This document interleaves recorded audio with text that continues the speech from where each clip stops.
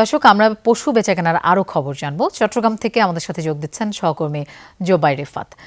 রিফাত, আপনি তো একটি খামারে আছেন, পশু বেচাকেনা কেমন চলছে এবং খামারিরা দাম নিয়ে কি বলছেন?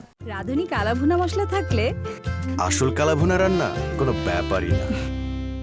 হ্যাঁ লোপা, আপনি জানেন কোরবানকে সামনে রেখে কিন্তু চট্টগ্রামের যে স্থায়ী অস্থায়ী হাটগুলো রয়েছে সেই হাটগুলোতে আমরা দেখছি যে আজকে দ্বিতীয়তম দিন, গতকাল থেকে আনুষ্ঠানিকভাবে হাটগুলোতে ব্যাপারীরা দূর দূরান্ত থেকে গরু নিয়ে আসছেন এবং তাদের যে গরুগুলো সেগুলো প্রদর্শন করতে আমরা দেখেছি চট্টগ্রামের যেই পশুর হাটগুলো রয়েছে সেই হাটগুলোতে। ক্যামেরার ফ্রেমে যেটি দেখছেন সেটি একটি খাবারের চিত্র।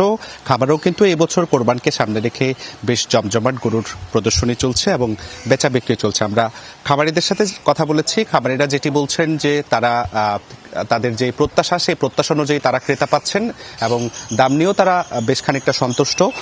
তাছাড়া খামারিরা একটি কথা বারবার বলছেন, সেটি হলো গোখাদ্যের দাম বেশি। গোখাদ্যের দাম বেশি হওয়ায় স্বাভাবিকভাবে সেটি গরুর দামে কিন্তু একটি প্রভাব পড়েছে। ফলত যেটি হয়েছে, কাস্টমারদের সাথে তাদের কোনো কোনো ক্ষেত্রে আসলে বাকবিতণ্ডার যে বিষয়টি সেটিও কিন্তু চলছে। আর খামার আসলে চট্টগ্রামে অনেকগুলো খামার রয়েছে।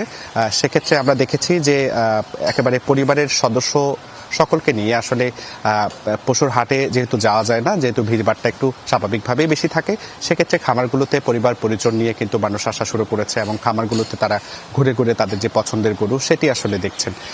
আমরা যে খামারটিতে রয়েছে এখানে শাহিওয়াল জাতের গরু যেমন রয়েছে, একই সাথে রাজস্থানী উলভারি জাতের গরু আমরা দেখতে পাচ্ছি এবং হাসা যে গরু অর্থাৎ খামারি বাসাই সেই গরুটিও কিন্তু আমরা দেখতে পাচ্ছি। অর্থাৎ বিভিন্ন জাতের গরু, বিভিন্ন আকার, বিভিন্ন আকৃতির গরু রাখা হয়েছে এবং দামও ক্রেতাদের নাগালে বলে কয়েকজন ক্রেতাদের সাথে আমাদের কথা হয়েছে। তারা বলছেন তারা যেটি নিয়ে সবচেয়ে বেশি স্বাচ্ছন্দ্য বা স্বস্তি প্রকাশ করছেন সেটি হলো কোরবানির হাট থেকে গরু যখন কেনা হয়, গরু কেনার পরপরই কিন্তু সেটি আসলে নিজের যে বাড়ি বা বাসা সেখানে আসলে নিয়ে যেতে হয়। তবে সেক্ষেত্রে খামার একটু ভিন্ন।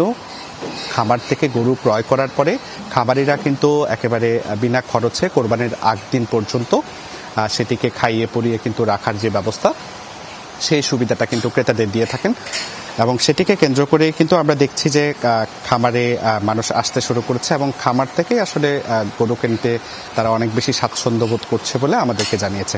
আর অন্যদিকে হাটের পরিস্থিতি যদি আপনাকে একটু জানিয়ে রাখি, চট্টগ্রামের হাটগুলোতে কিন্তু এখনও পুরোপুরিভাবে কিন্তু যে বেচাবিক্রি সেই বেচাবিক্রি শুরু হয়নি।